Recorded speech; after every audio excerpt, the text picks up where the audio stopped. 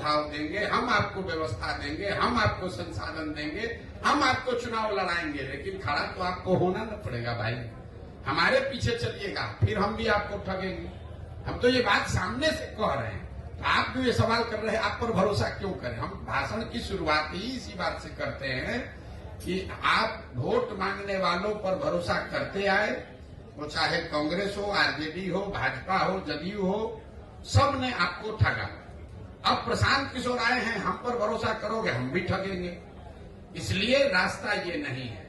रास्ता ये है कि आप अपने बच्चों के लिए पहले खड़े होइए। छोड़िए देश का चिंता। देश विकसित होगा कि नहीं होगा उसका चिंता थोड़े दिन छोड़ दिया गया।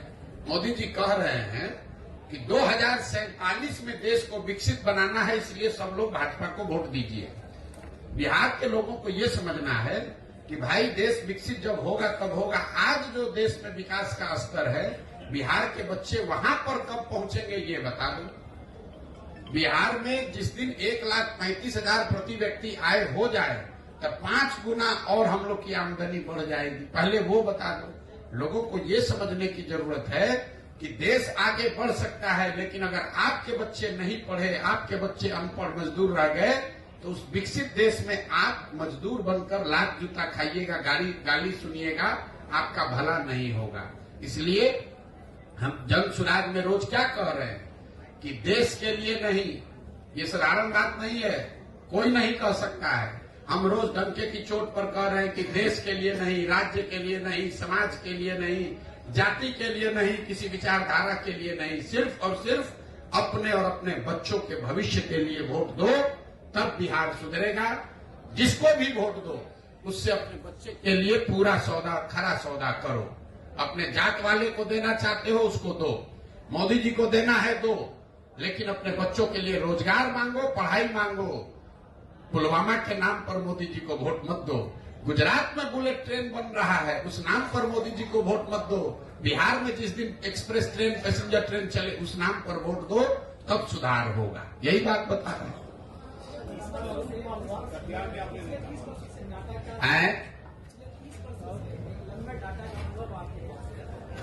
किसका अनुभव है?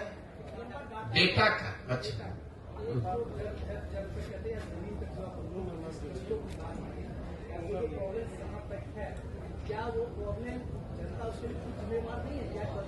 अब इतने देर से तो यही बात समझा रहे हैं भाई कि जनता जिम्मेवार है। जनता जिम्मेवार है ऐसा तो नहीं मानूंगा। मैं ये कह रहा हूं कि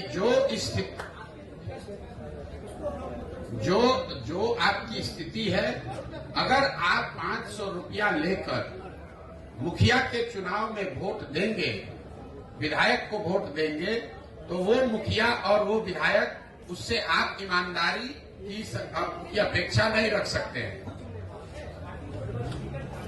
ठीक है, उसको लेकिन वोट कौन देता है?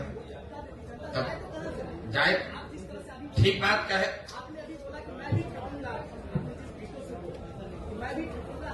सवाल क्या है भैया, वो पूछ लो।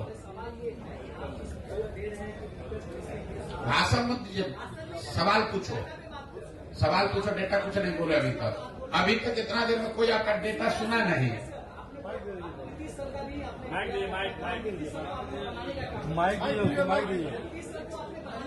अरे माइक लेके बोलो ना आराम से भैया। सवाल क्या है पूछो। डेटा का जो अनुभव आपके पास है हर चीज का, कहाँ जनता के पास क्या प्रॉब्लम है, कौन क्या चाह रहा है, कौन क्या कर रहा है, ये बहुत बड़ा एनालिसिस है। और जो एनालिसिस पे ही हम कुछ कर सकते हैं।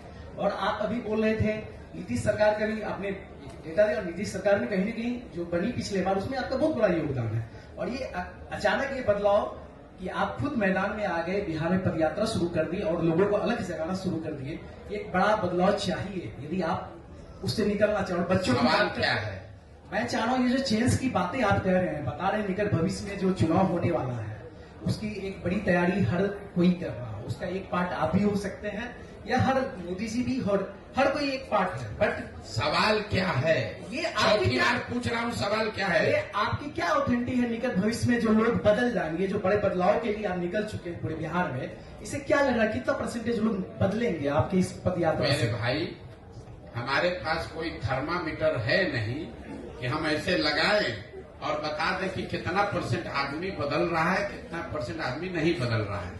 हमारा काम है कि जिस विश्वास से, जिस विचारधारा को लेकर, जिस सोच को लेकर हम चले हैं, उसको ईमानदारी और शुद्धता से हम करें। हमारा वो काम हम कर रहे हैं। अब ये समाज पर है कि इसको देखे, जांचे, सवाल करे, मूल्यांकन करे। उसको अगर सही लगे तो इससे जुड़ेगा, नहीं सही लगेगा तो नहीं जुड़ेगा। आप भैया सवाल अभी कुछ पूछ रहे थे, कुछ पे आ गए मेरे भाई। ऐसा